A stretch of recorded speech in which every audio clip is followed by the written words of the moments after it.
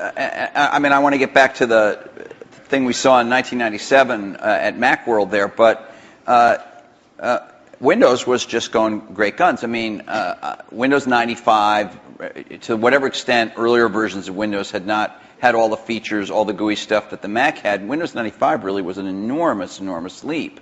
Yeah, Windows 95 is when graphics interface became mainstream and when the software industry realized, wow, this is the way applications are going to be done. And it was amazing that it was ridiculed sort of in 93, 94. It was not mainstream. And then in 95, the debate was over. It was kind of just a common sense thing. And it was a combination of hardware and software maturity getting to a point that people could see it. So I don't want to go through every detail, the whole history of how you came back, but thank you. You had, but you in that video we all saw, you said you had decided that it was destructive to have this competition with Microsoft. Now, obviously, Apple was in a lot of trouble, and I presume that there was some tactical or strategic reason for that, as well as just wanting to be a nice guy, right? I mean, you know, Apple was in very serious trouble, and what was really clear was that if the game was a zero-sum game where for Apple to win, Microsoft had to lose, then Apple was going to lose. But that's, a lot of people's heads were still in that place. Why was that from your perspective? Well, a lot of people's heads were in that place at Apple, and even in the customer base, because, you know, Apple had invented a lot of this stuff, and Microsoft was being successful, and Apple wasn't, and there was jealousy and this and that. There was just a lot of reasons for it that don't matter. But the net result of it was there were too many people at Apple and in the Apple ecosystem playing the game of, for Apple to win, Microsoft has to lose. And it was clear that you didn't have to play that game, because Apple wasn't going to beat Microsoft. Apple didn't have to beat Microsoft. Apple had to remember who Apple was, because it had forgotten who Apple was. And so to me, it was pretty essential to break that paradigm. And it was also important that, you know, Microsoft was the biggest software developer outside of Apple developing for the Mac. And so, you know, it was just crazy what was happening at that time. And Apple was very weak. And so I called Bill up and we tried to patch things up. Yeah, and since that time, we've had a team that's fairly dedicated to doing the Mac applications. And they've always been treated kind of in a unique way so that they can have a pretty special relationship with Apple. And that's worked out very well. In fact, every couple years or so, there's been something new that we've been able to do on the Mac. And we have it's a great business for us. And it's actually, the relationship between the Mac development team at Microsoft and Apple is a great relationship. It's one of our best developer relationships. And do you look at yourself as rivals now today as this landscape has evolved? And we'll talk about the internet landscape and everything else and other companies that have come forward. But how do you look at yourselves in this landscape today? Because you are competitors in certain ways, which is the American way, right? We watch the commercials. And you get annoyed at each other from time to time. You know what? I have to confess, I like PC Guy better. Yeah, he's great. I like him. You know, the art of those commercials is not to be mean, but it's actually for the guys to like each other.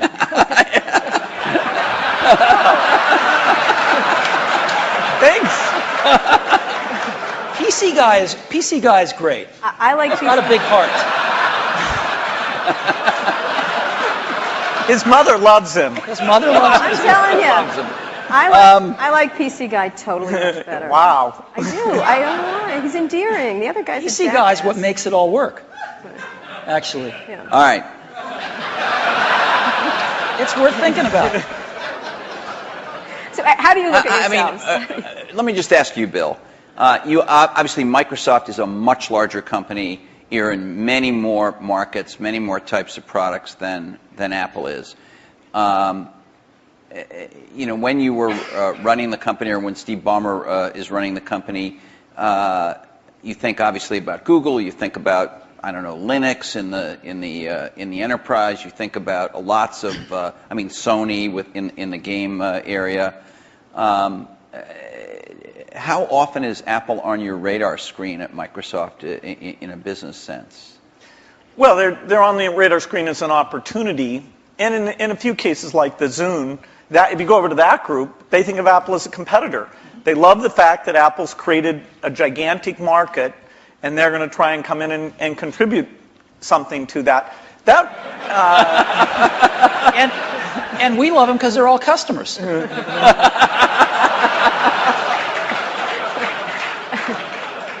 I have to tell you, I was actually told by Jay Allard, I'm serious, that because of the nature of the processor, the development platform they used to develop a lot of the software for the Xbox 360 was Macs. And he claimed that at one point they had placed the biggest order for whatever the Mac Tower was at the time of anybody, and it was Microsoft. I don't know if it was the biggest, but yeah, we had the same processor, essentially, that the Mac had. This is one of those great ironies.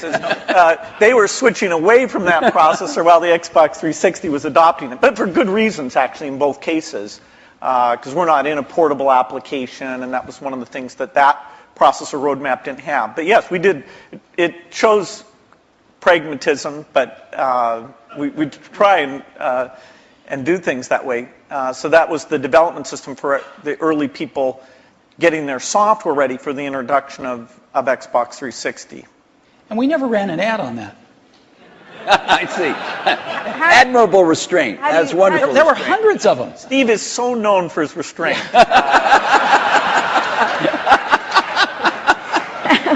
How do you look at Microsoft from an Apple perspective? I mean, you compete in computers and I mean, you could say you don't compete, the era of destructive whatever whatever you said in 1997, but you think you're consciously aware of what they're doing with Windows. You followed Vista closely, I think. What's really interesting is, and we talked about this earlier today, if you look at the reason that the iPod exists and that Apple's in that marketplace, it's because these really great Japanese consumer electronics companies who kind of owned the portable music market for a long, invented it and owned it, couldn't do the appropriate software. Couldn't conceive of and implement the appropriate software. Because an iPod's really just software. It's software in the iPod itself, it's software on the PC or the Mac, and it's software in the cloud for the store.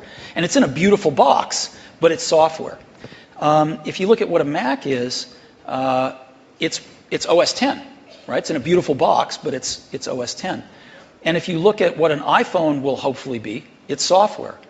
And so the big secret about Apple, of course, not so big secret maybe, is that Apple views itself as a software company. And there aren't very many software companies left. And Microsoft is a software company. And so, we look at what they do and we think some of it's really great. And we think some of it's, a little bit of it's competitive and most of it's not.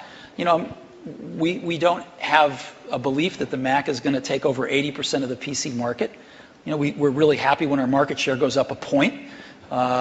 And we love that, and we work real hard at it. But Apple's fundamentally a software company, and there's not a lot of us left, and Microsoft's one. But you may be fundamentally a software company, but you've been known, at least to your customers and to most journalists, as the company that kind of pays a lot of attention to integrating software and hardware. Alan Kay, Microsoft has made some recent moves to be a little more like that. Obviously not in your core biggest businesses, but with Xbox and Zune and the Surface computing a device we saw today is another example. These aren't markets that hold up in size to Windows or Office, but they're some of your more recent initiatives. Are the company's approaches to this Alan Kay had urging a little? Or Alan Kay had a great quote back in the 70s, I think. He said, people that love software want to do their own hardware. Well, Bill loves software. No, I can resist that. The question is, are there markets where the innovation and variety you get is a net positive? The negative is that in the early stage, you really want to do the two together. So you want to do prototyping and things like that, really is one thing. And then to take the phone market, we think we're on 140 different kinds of hardware. We think it's beneficial to us that even if we did a few ourselves, it wouldn't give us what we have through those partnerships. Likewise, if you take the robotics market, very undeveloped.